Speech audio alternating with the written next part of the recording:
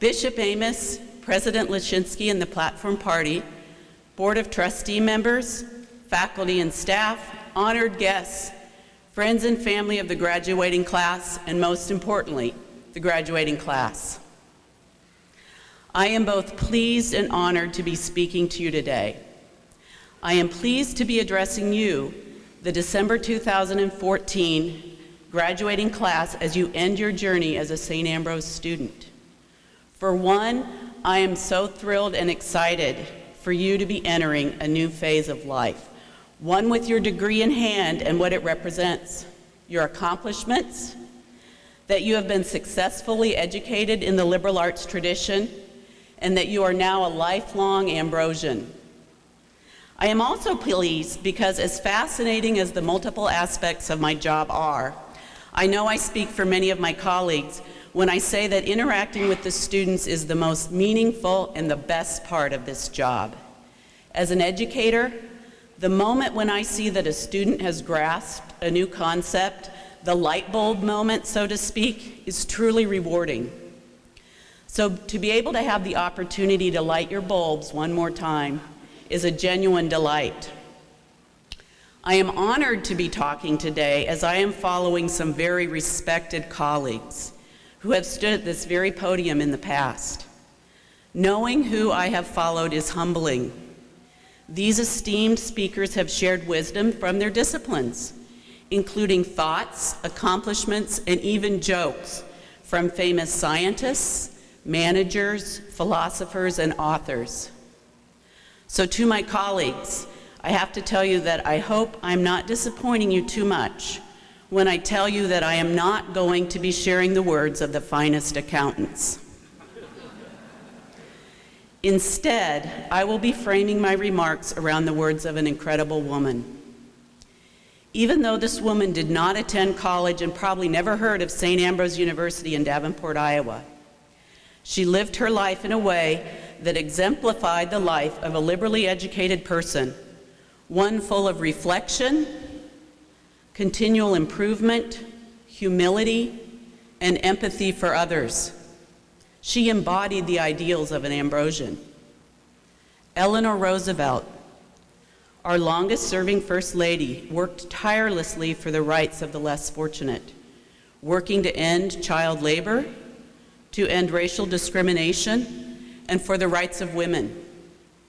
In 1946, she was elected as the chairperson of the United Nations Human Rights Commission, where she played a pivotal role in drafting the Universal Declaration of Human Rights. Former President Bill Clinton once said of her, "Her singular integrity and clear moral vision helped forge a better life for people around the world."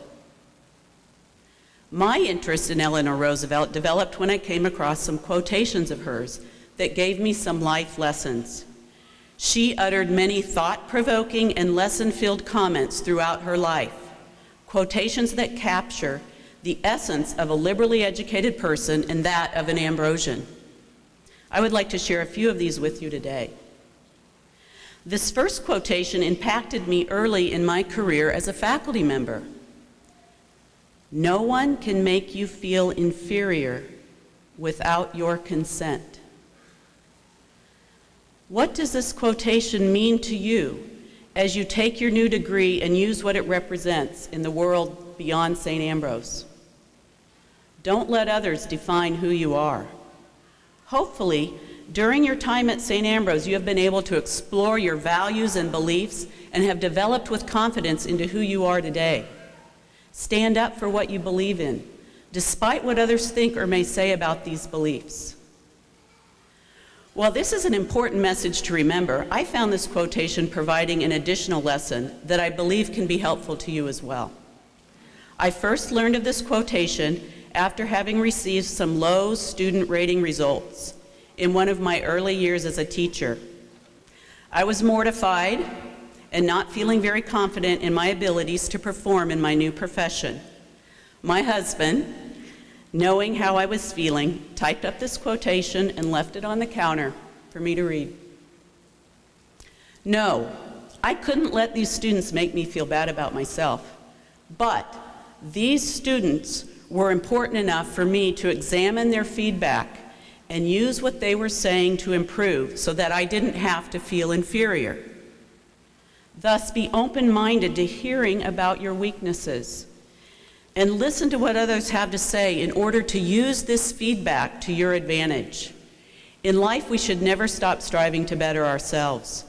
Be reflective, desire to improve, as those educated in the liberal arts tradition do. The second quotation of Eleanor's that I want to share with you is one of my favorites. Great minds discuss ideas. Average minds discuss events. Small minds discuss people. I believe these words provide an important message in today's society.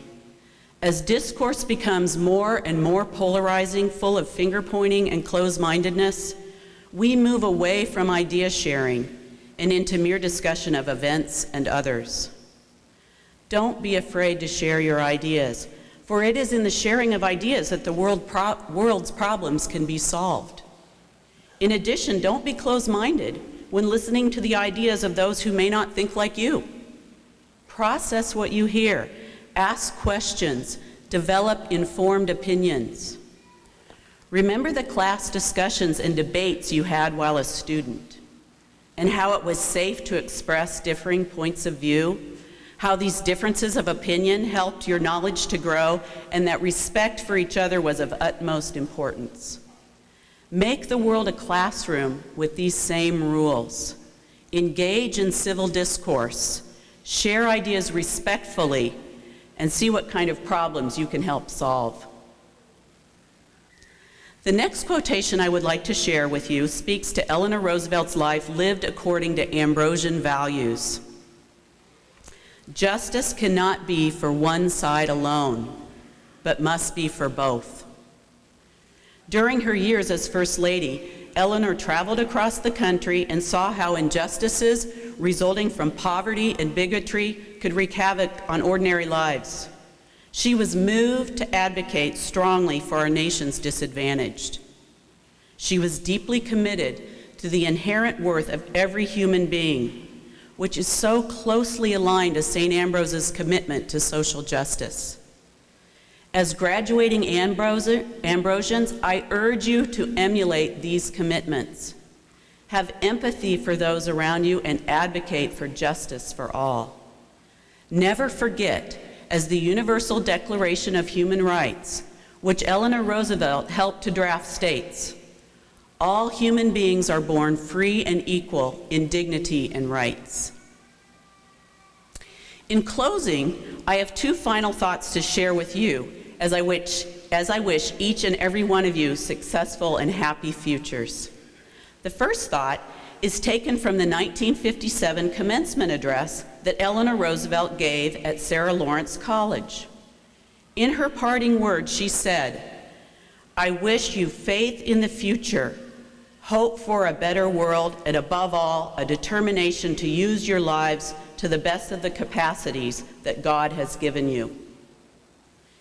And finally, as an accounting professor at St. Ambrose University, I must share something that my first-year students learn and know they are never to forget if they want to be successful.